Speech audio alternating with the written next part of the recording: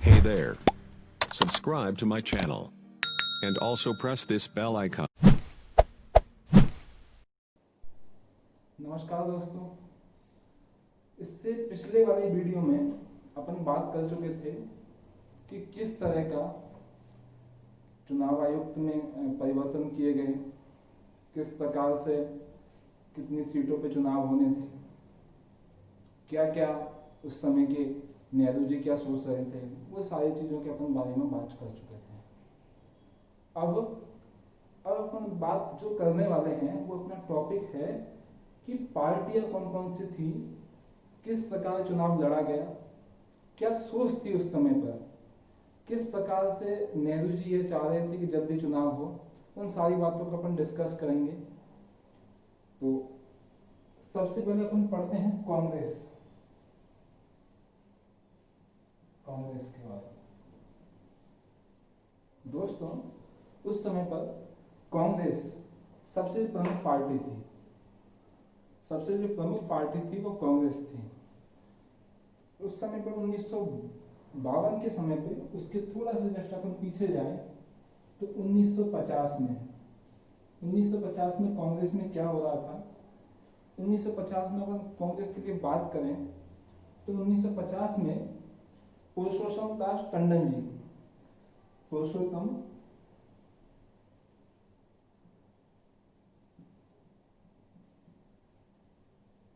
दास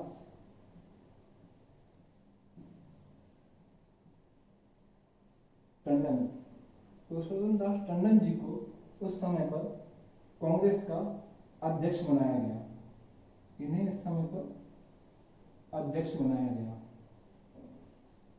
नेहरू जी से मित्रतापूर्ण व्यवहार तो थे इनके, लेकिन मित्रतापूर्ण व्यवहार के साथ में नेहरू जी और ये दोनों अपोजिट थे। इनकी विचारधाराओं में थोड़ा सा असामंजस्य देखने को मिलता था कि ये हिंदुत्व की ओर, जो थोड़ा सा हिंदुत्व की ओर झुके हुए थे।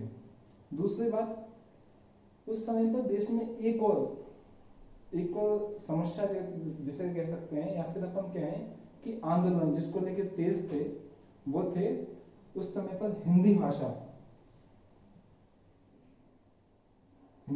के नाम पर थोड़ा सा कि इसको राष्ट्रभाषा बना दिया जाए, इस तरह का कुछ चल रहा था उस टाइम पर देश में। तो इसके प्रबल समर्थक थे पुरुषोत्तम दास टंडन जी, थोड़े से हिंदुत्व की ओर झुके हुए थे।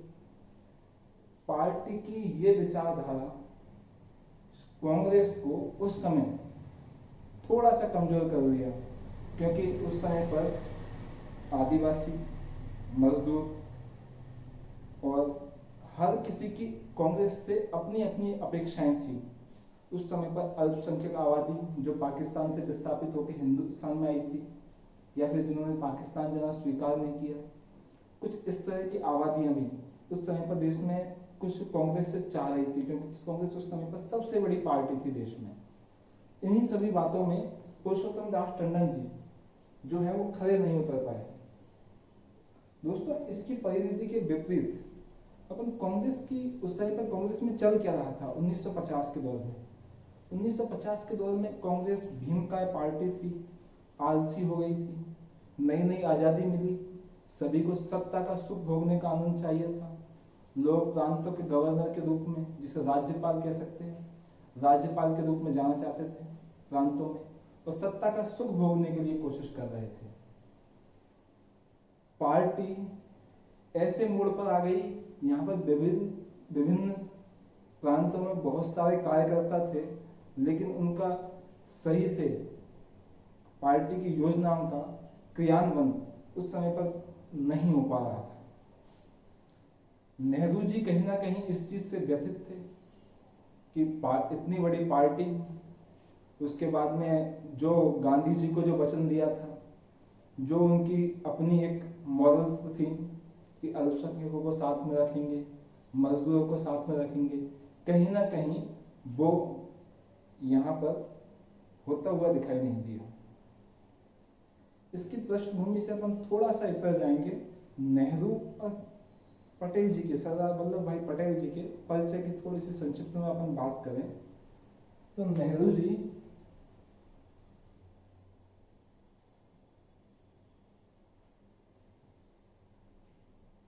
विदेश में पढ़ कर आए, विदेश में पढ़े। दूसरी बात, पढ़ने के साथ में इन्होंने यात्राएं भी विदेश की बहुत की, विदेशी यात्राओं पे भी बहुत गई। उसके बाद में अपन देखें तो थोड़े से जिसे बोलते हैं अपन कि प्रगतिशील सोच, उसके वो पक्षधर थे।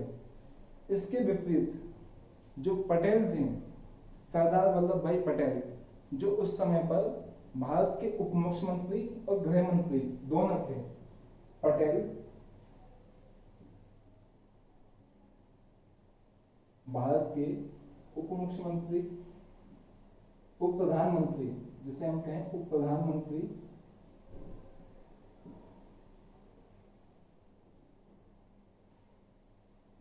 और गृह मंत्रालय का कार्यभार यही देख रहे थे। नेहरू ब्राह्मण कश्मीरी पंडित खानदान से संबंध रखने वाले थे। उनकी पिताजी का देश की आजादी में सक्रिय भूमिका रही। उसके विपरीत पटेल जो थे वो कृषक जाति से संबंध रखते थे, किसान थे उनके परिवार वाले मूलतः, लेकिन उन्होंने जो उनके परिवार के जो पूर्वज थे उन्होंने 1857 की क्रांति में सक्रिय रूप से भागीदारी निभाई। तो ये, और दूसरी बात अपन देखें कि जो पटेल थे, पटेल बिल्कुल सादगीपूर्ण जीवन व्यतीत करते थे। पटेल सुबह 4 बजे उठ जाते थे, उसके बाद में 1 घंटे पत्राचार करते थे। 1 घंटे पत्राचार करने के बाद में वो दिल्ली की सड़कों पर घूमने के लिए निकल जाते थे। उनके व्यक्तित्व में जो एक चीज देखने को मिलती है कि वो कठोर प्रशासक थे, और जिन्हें बोलते हैं कठोर प्रशासक, और ठंडे थे। हर बात का क्यों रिएक्शन नहीं देते थे। वो थोड़ा सा सहज ठंडे स्वभाव के थे, लेकिन सख्त मिजाज के आदमी थे। दूसरी तरफ नेहरू थोड़ा सा जिसे बोलते हैं सादगीपूर्ण जीवन व्यतीत करते थे वो, लेकिन थोड़े से नरम विचार रखते थे वो अपने। तो इस तरह से अपन एक छोटा सा परिचय इनका देखा। दोस्तों, नेहरू और पटेल के संदर्भ में जो एक बात मुख्यतः अपन कही जाती है कि दोनों की विचारधाराओं में कहीं ना कहीं थोड़ा सा विकेंद्रीकरण था, जिससे अपन विकेंद्रीकरण ना कह के अपन कहें कि विचारधारा में थोड़ा सा अंतर था। नेहरू की सोच और पटेल जी की सोच थोड़ी राष्ट्र को लेकर अलग थी। दोनों का उद्देश्य यही थे कि राष्ट्र को प्रोग्रेसिव वे में लेके जाए।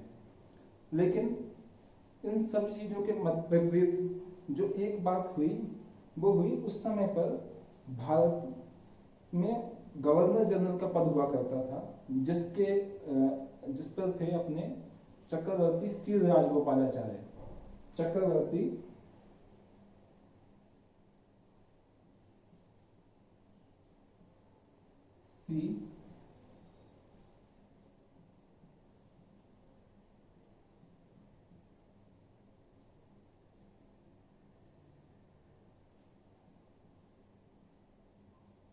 सी राजगोपालाचार्य उस समय पर भारत के गवर्नर जनरल थे। दोस्तों, क्वेश्चन ये भी है, ये पहले गवर्नर जनरल, भारतीय पहले गवर्नर जनरल जो बने वो चक्रवर्ती सी राजगोपालाचार्य जी थे। इस समय पर भारत में कहीं ना कहीं एक जो चीज थी वो ये थी कि उस समय पर राष्ट्रपति के चुनाव भी होने थे, क्योंकि अभी तक गवर्नर जनरल का पद हुआ करता था, इसके बाद में राष्ट्रपति के चुनाव होने थे। राष्ट्रपति के चुनाव थे, उनमें चक्रवर्ती सी राजगोपालाचार्य जी को नेहरू, जो नेहरू के निकट भी थे, वो उनका ये मत था कि इन्हीं को राष्ट्रपति बनाया जाए। लेकिन कांग्रेस की तरफ से नॉमिनेटेड जो हुए वो हुए राजेंद्र प्रसाद, डॉक्टर राजेंद्र प्रसाद। उनकी कांग्रेस में स्वीकार्यता भी थी, आजादी में भी सक्रिय रूप से भाग लिया था उन्होंने। तो इस बात पर कहीं ना कहीं नेहरू और गांधी का थोड़ा सा, नेहरू और पटेल जी का थोड़ा सा ये देखने को मिलता है कि ये दो अलग विचारधाराओं में बट गए। उसके बाद में जो एक प्रमुख मुद्दा जो आया वो आया सोमनाथ मंदिर का। सोमनाथ मंदिर का अपन उसके थोड़े से इतिहास में जाएं तो 11वीं शताब्दी में महमूद गजनवी जब भारत आया तो 11वीं शताब्दी में सोमनाथ मंदिर जो गुजरात में है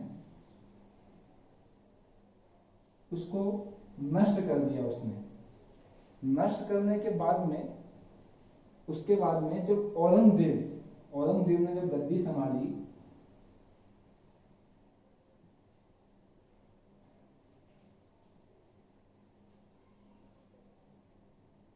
तो उस मंदिर का पूर्णतः नष्ट करवा दिया गया। लगभग 250 साल वो मंदिर तहस नहस रहा। उसके बाद में जब 1947 में सरदार वल्लभ भाई पटेल गुजरात के सोमनाथ में गए तो उन्होंने उसके जीर्णोद्धार का जिम्मा अपने सर उठाया और के.एम. मुंशी ने इस मंदिर का जीर्णोद्धार करवाया। उस समय पर 1950 का समय है। इस समय पर राष्ट्रपति जी, क्योंकि उस समय पर 1950 के समथिंग में पटेल साहब की मृत्यु हो चुकी थी, तो नेहरू जी का एक मत था कि राष्ट्रपति इस जीर्णोद्धार का जो काम है उसके बाद में जो उसका शिलान्यास हुआ, जो सब कुछ हुआ, उसके बाद में उसका उद्घाटन में राष्ट्रपति का जाना, क्योंकि वो एक गरिमापूर्ण पद है, तो राष्ट्रपति ना जाए। इस बात पर डॉक्टर राजेंद्र प्रसाद और नेहरू जी में कहीं ना कहीं थोड़ी बहुत अनबन दिखाई देती है। दोस्तों, नेहरू जी के जो जीवनी काल थे उन्होंने भी इस बात का थोड़ा उल्लेख किया है। सरदार वल्लभ भाई पटेल के जो जीवनी काल थे उनका नाम था राम मोहन गांधी। उन्होंने भी इसका उल्लेख किया है। तो ये थोड़ा सा एक कॉन्ट्रडिक्शन रहा।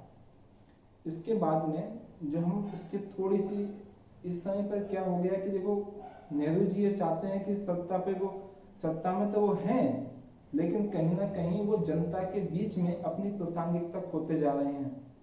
जनता के बीच में जो अपनी प्रसिद्धि थी, जो कांग्रेस पार्टी को लेके, या फिर जो गांधी जी को वचन दिया था, उसको कहीं ना कहीं पालन नहीं कर पा रहे हैं।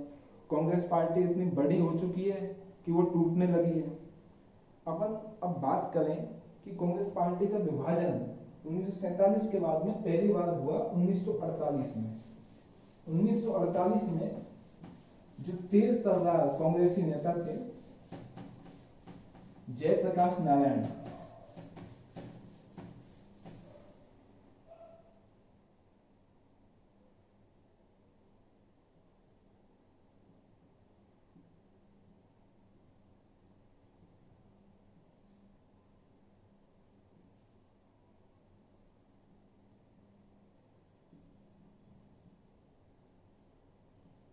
उन्होंने एक अपनी अलग पार्टी बना ली जिसका नाम रखा सोशलिस्ट पार्टी।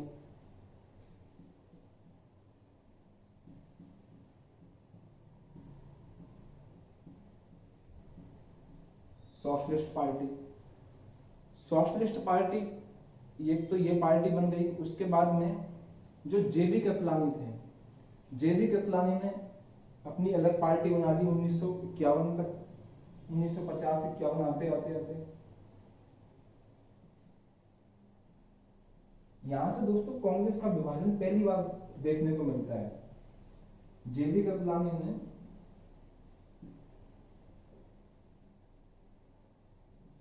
जो पार्टी बनाई उसका नाम रखा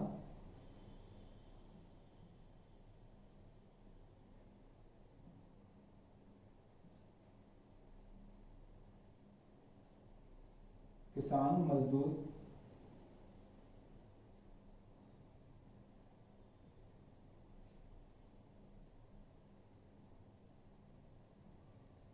प्रजा पार्टी।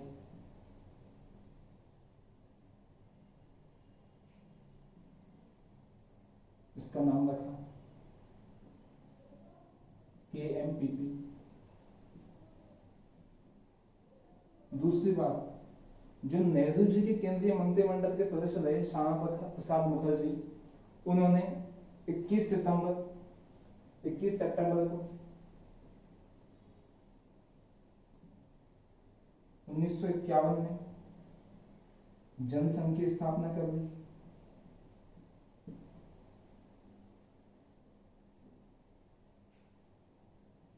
श्यामा प्रसाद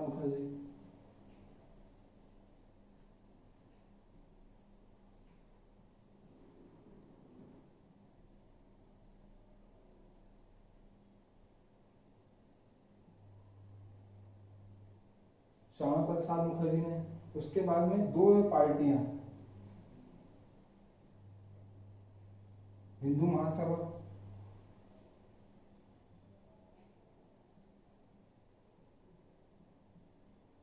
और साउथ में द्रविड़ कड़गम, पंजाब में अकाली दल, झारखंड में झारखंड मुक्ति मोर्चा, इन पार्टियों की स्थापना हो गई।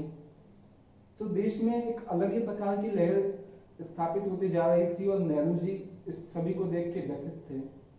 अंततः 1950 में के साल में ही बेंगलोर की एक बैठक में नेहरू जी कहीं ना कहीं पुरुषोत्तम दास टंडन जी की विचारधाराओं को परे करके और उनको उस पद से इस्तीफा दिलवाया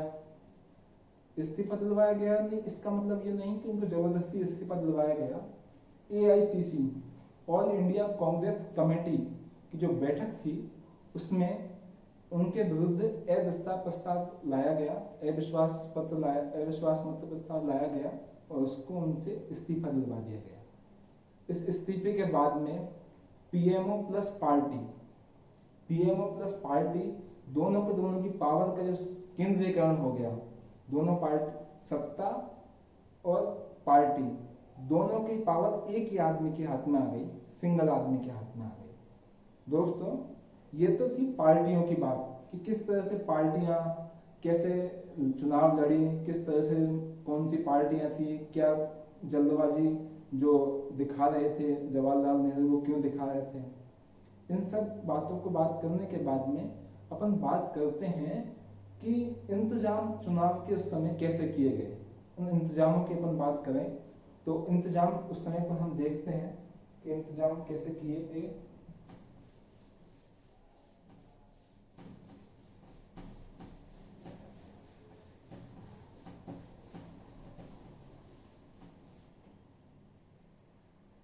दोस्तों,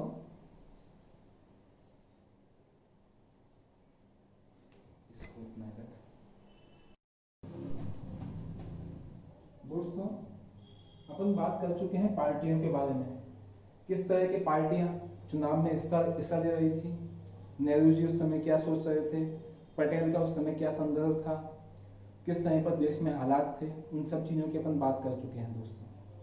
दोस्तों 17 करोड़ 60 लाख लोगों को मतदान की प्रक्रिया में भाग लेना है। 17 करोड़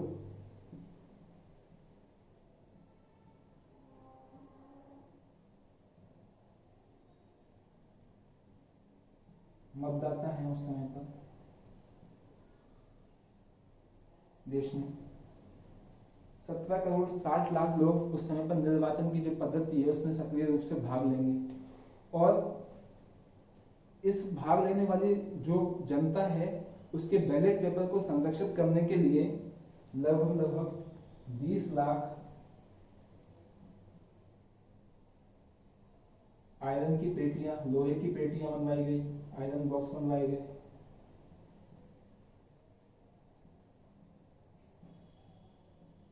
जिनमें मतदान मतों को संरक्षित किया जा सके। उसके बाद में लगभग 16,500 क्लर्क अनुबंध पर दिए गए।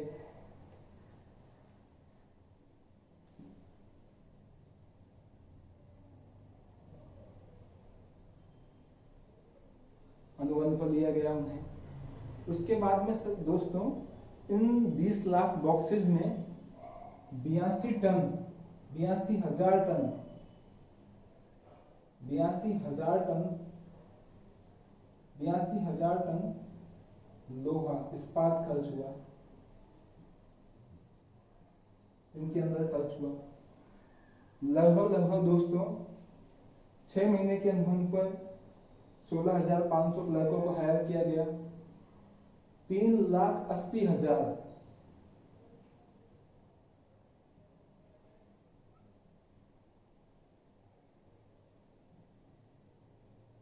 रिम कागज लगा।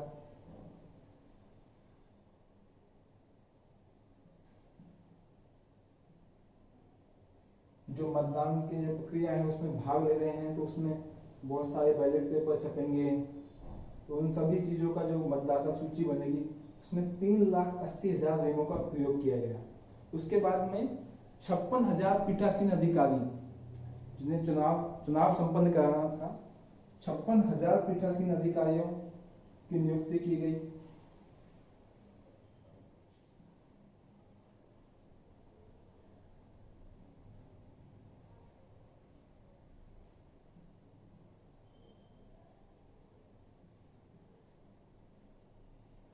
इन 56,000 पीठासीन अधिकारियों को सहायक के रूप में काम करने के लिए 2,24,000 सहायक लगाए गए उनकी सहायता के लिए।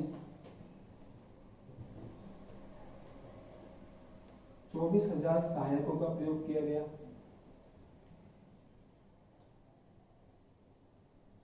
और दोस्तों इसमें पुलिस बल की तैनाती के लिए 2,24,000 पुलिस बल को इस मतदान की प्रक्रिया में भाग लेने के लिए, सुरक्षा के लिए, जो भाग लेंगे मतदान पेपर कहीं लुट ना जाए, ईमानदारी पूर्ण चुनाव कैसे हो, इन सभी के लिए ये इंतजाम 56,000 पीठासीन अधिकारी जो ईमानदार हो, कर्मठ हो, ये सोचकर और कहीं बूथ कैप्चर ना हो जाए, इस तरह की घटनाओं को बचने के लिए 2,24,000 पुलिस बल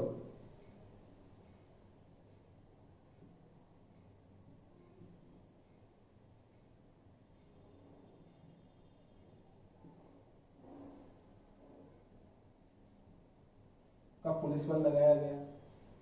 इन सभी बातों के बाद में अपन एक चीज जो सबसे जो उनके मूल में है, ये तो इंतजामों की बात हो गई। उस समय पर देश में मैं आपको बता चुका हूं कि 85% लोग निरक्षर हैं, जिनको न पढ़ना आता है न लिखना आता है। मतदाता जो कैसे हैं, ये जो 85% जो मतदाता हैं वो पढ़ना नहीं जानते, लिखना नहीं जानते, और इन सभी को इस प्रक्रिया से गुजरना है। इसके लिए सुकुमार सेन जी और विभिन्न पीठासीन अधिकारियों ने उन्होंने लगभग 3,000 सिनेमा घरों में उसकी डॉक्यूमेंट्री फिल्म चलाई, रेडियो के माध्यम से और अन्य टेलीग्राफ के माध्यम से या फिर डाक के माध्यम से चुनाव के पावनपूर्ण पर्व की किस प्रकार से लोग समझ स्थापित कर सकें अपने अंदर, किस प्रकार चुनाव होगा, मत कैसे डालना है, कैसे मत अपनी पेटी में डालना है, किस प्रकार से उस पर मोहर लगानी है, इन सभी चीजों को बारीकी से अध्ययन करके और एक डॉक्यूमेंट्री फिल्म लोगों को रेडियो पर सुनाया गया इसके बारे में। इन सभी इंतजामों के बाद में भाई पार्टी के सिंबल अपने कैसे होने चाहिए, पार्टी के सिंबल्स क्या हो, इस पर बड़ी बहस चली, क्योंकि उस समय पर बहुत सारी देश की जनता निरक्षर है। तो दोस्तों उसके लिए एक महनीय तरीका अपनाया गया, वो तरीका बहुत ही जनमानस तक जिसकी पहुंच हो सके, उस तरह का तरीका अपनाने के लिए जिसमें अपन बात करें कि वो किस तरह से चुनाव का प्रचार सिंबल लोग आप पहचान सकें।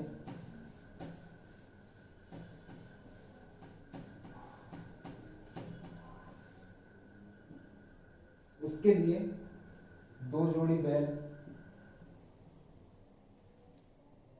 एक जोड़ी बैल, सॉरी दोस्तों, एक जोड़ी बैल की, जिसमें दो बैल होंगे।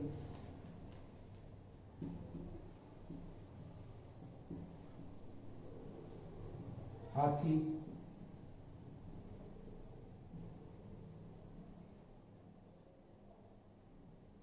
दूसरा दियसलाई,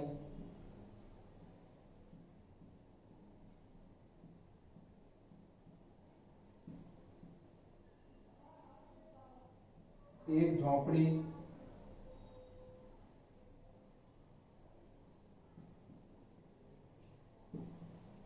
इस तरह के जनमानस को जो समझ में आए उस तरह के चिन्हों को लोगों के सामने रखा गया। दोस्तों, जिस समय पर भारत सरकार, निर्वाचन आयोग और देश चुनाव के मूड में था, उस समय पर 3 हाई प्रोफाइल मर्डर हुए देश इतिहास में, जगत में, बाकी विश्व में। एक तो जॉर्डन के शाह की उस समय हत्या हो गई, दूसरा ईरान के प्रधानमंत्री की उस समय पर हत्या कर दी गई, और हमारे ही पास के मुल्क पाकिस्तान 16 अक्टूबर 1951 को, 16 अक्टूबर 1951 में प्रधानमंत्री लियाकत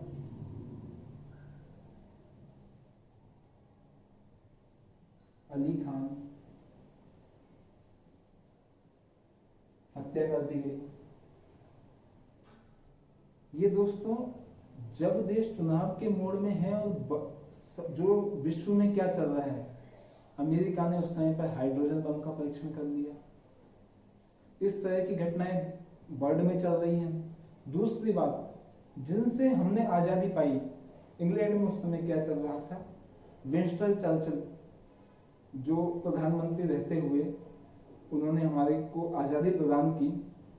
आजादी उन्होंने प्रदान नहीं की, वो हमारा अधिकार था, हमने उनसे आजादी ली, अपनी लड़के ली, वो हमारा अधिकार था, उनका अधिकार नहीं था कि उन्होंने हमको आजादी दी। तो उस समय पर इंग्लैंड में चुनाव का माहौल था, जो विंस्टन चर्चिल है उनकी पार्टी उस समय पर सत्ता में आने की कोशिश कर रही है। इसके साथ में कांग्रेस पार्टी जो सत्ता में है, जिनसे हम आजाद हुए हैं, वो भी सत्ता में आने की कोशिश कर रहे हैं, और कांग्रेस पार्टी जो जिसने देश की आजादी में जिसने अपनी भूमिका निभाई, वो भी दोबारा से निर्वाचित सरकार के रूप में अपने आप को अंदर अपने स्थापित करना चाहती है इस लोकतंत्र में। इस तरह का जो परिप्रेक्ष्य है वो चल रहा था। आगे की बात करेंगे अपन नेक्स्ट स्लाइड में। धन्यवाद दोस्तों। Hey there. Subscribe to my channel. And also press this bell icon.